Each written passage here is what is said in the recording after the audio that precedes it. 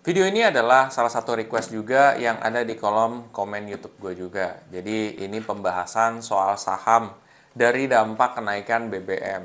Ya, kira-kira sektor mana aja yang kena dampaknya, potensialnya apa, ya yang paling potensial setelah ada dampak ini, dan mana sih yang bakal kena dampak negatif juga. Nah, di video ini lebih spesifik untuk ngebahas di sana. Nah, buat teman-teman semua yang pengen tahu lebih jelasnya, tonton video ini tanpa di-skip.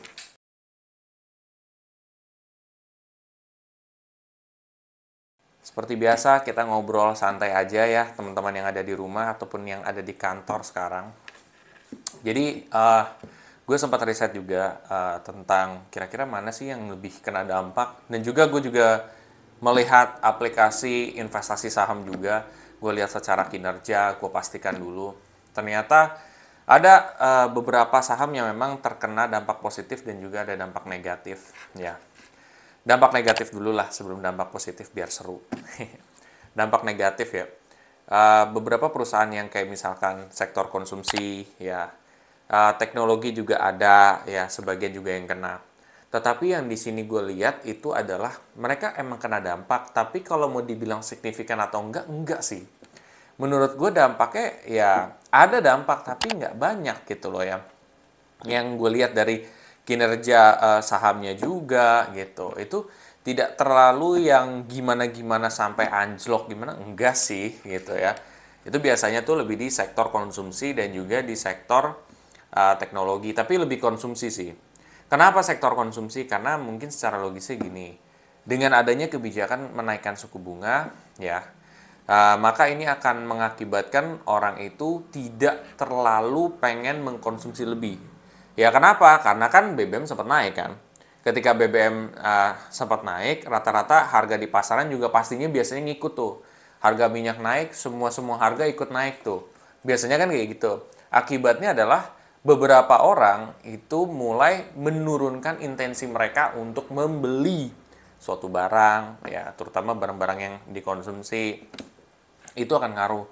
Tetapi ternyata setelah gua dalamin lagi, itu tidak terlalu dalam guys dampaknya. Jadi kalau misalkan lo lihat di TV gitu kan, wow ya orang sampai demo dan lain sebagainya, ya benar. Tetapi kalau berdasarkan yang gua riset juga, dampaknya nggak dalam gitu. Ya termasuk sedikit lah. Ada nggak dampaknya? Ada. Cuman nggak terlalu yang signifikan banget. Itu dari segi dampak negatifnya ya. Lu bisa cek sendiri kalau untuk wah saham-saham konsumsi yang kena tuh siapa aja sih. Nah, itu lo bisa cek tuh di misalkan lo punya aplikasi saham nih, lo buka aja, cek. Misalkan apa Indofood atau apa lo cek aja. Tapi beberapa saham malah ada yang naik juga konsumsi. Jadi nggak semuanya itu mereka kena dampak, tapi ada nggak yang kena dampak? Ada.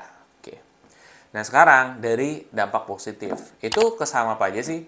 Nah, kalau saham yang berdampak positif itu adalah dari segi saham-saham yang berhubungan dengan batu bara, saham-saham yang berhubungan dengan energi, tuh itu berdampak positif yang gue amati juga ya. Nah, di sini kenapa mereka bisa berdampak positif ya? Karena sebenarnya gini, ini diawali, ini gue sebenarnya pengennya ngebahasnya live kan. Gue juga pernah ngomong ke kalian untuk gue pengen ngomong live supaya lebih enak aja sih. Ini penjelasannya panjang. Jadi kan kamu tahu ya, yang Rusia sama Ukraine itu kan perang. Akibat dari peperangan tersebut, mereka untuk mengekspor barang tuh agak lebih sulit ya. Satu. Kedua, mereka itu memban atau kayak apa ya, beberapa negara mereka nggak mau ekspor gitu loh. Ya karena mungkin mereka memilih kubu A, kubu B, akhirnya ya udahlah kalau lo milih dia, gue nggak akan biarin lo ngekspor ke gue gitu.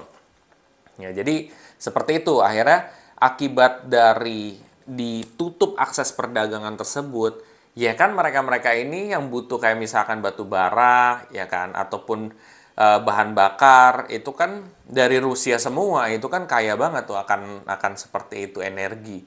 Nah, akibatnya mereka cari sumber dari negara-negara lain, dari negara-negara lain yang bisa mensuplai mereka gitu. Salah satunya adalah Indonesia, Pak. Ya, seperti batu bara dibutuhkan di beberapa negara di dunia, kayak contohnya India. Banyak butuh energi listrik tuh ya. Nah, listrik itu kan didapat dari salah satunya dari batu bara. Nah, itu juga. Jadi dengan cara seperti itu tentunya penjualan dari batu bara itu akan meningkat juga akibat demand yang tinggi di luar negeri atau permintaan yang tinggi dari luar negeri.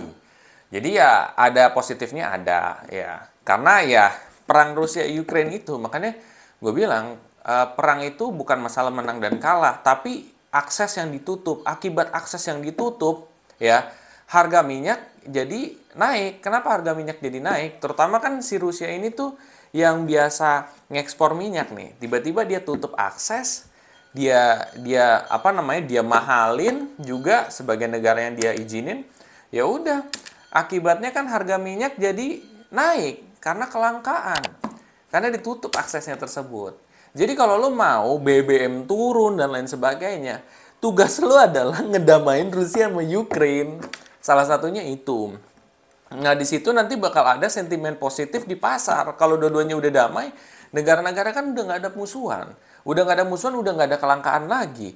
Nggak ada kelangkaan lagi, harga udah mulai normal.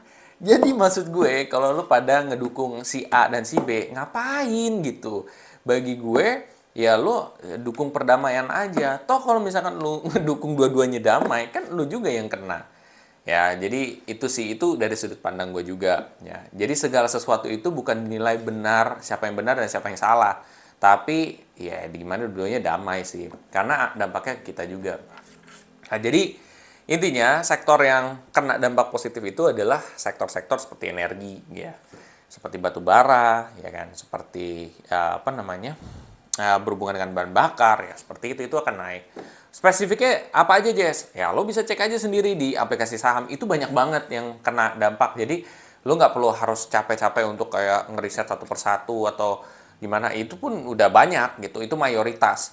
Sedangkan kalau yang kena dampak negatifnya itu, gue kaget sih. Itu minoritas, Pak. Sedikit loh yang kena. Ada nggak beberapa company yang kena? Ada. Tetapi sedikit kok. Sekalipun mereka berkurang, nggak yang gimana-gimana gitu. Ya, apa anjlok gitu, enggak. Ya, jadi itu ya. Dari pembahasan saham yang diuntungkan dan yang kurang begitu diuntungkan juga. Tetapi ya gue berharap di kedepan hari akan jauh lebih baik. Sebenarnya kan ini gue pengen bahas sama teman gue juga nih ya. Sahabat gue juga ya, si Andrew ya kan. Lu juga pernah nonton video gue sama Andrew kan. Jadi ya gue pengen bahas sama dia karena dia juga memang seorang analis juga dari saham. Jadi dia lebih tahu dalam tentang ini dibandingkan dengan gue pribadi. Tapi ya sebatas ini aja gue kasih tahu ke kamu tuh udah bisa riset lagi lebih dalam. Oh, berarti saham ini punya potensial. Oh, sama apa ya? Oh, misalkan Antam atau apa ya kan, lu bisa riset.